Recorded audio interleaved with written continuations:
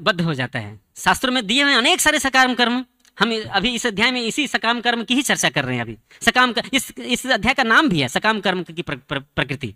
सब कोई स्वार्थी है ना, मुझे क्या मिलेगा, मुझे क्या मिलेगा, मैं क्या करूंगा कि मुझे क्या मिलेगा, मुझे स्वर्ग की प्राप्ति कैसे होगी, है ना।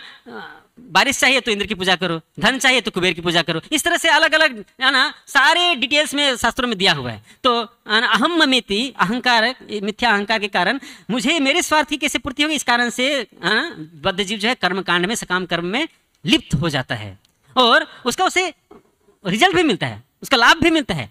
वो जाता है स्वर्गलोक में, आनंद करता है, लेकिन उसको यह मालूम होना चाहिए कि जिस तरह से एक व्यक्ति के बैंक में जब तक बैलेंस है तभी तक वो भोग कर सकता है, एक बार बैलेंस खत्म हो गया फिर वो भोग नहीं कर पाएगा। उसी तरह से जितना उसने पुण्य कर्म किया है उसी के आधार पर उतने ही समय तक में वो स्वर्ग में भोग कर सकता है। एक बार पुण्य कर्म का क्रेडिट खत्म हो गया, उसको फिर से वहां धक्का देकर के कहां भेज दिया जाता है, इसी धरती पर भेज दिया जाता है ना। छिने पुणे मर्त्यलोका विसंति, और फिर यहां करके वही कार्य करता है, फिर से पुण्य कार्य करो, फिर से स्वर्ग में जाओ। इस तरह से जन्म, है ना, पुनरपि जननम पुनरपि मरणम पुनरपि जननी जठरे शयनम, जन्म मृत्यु के चक्र में वह फंसा रहता है सकाम कर्म में। आगे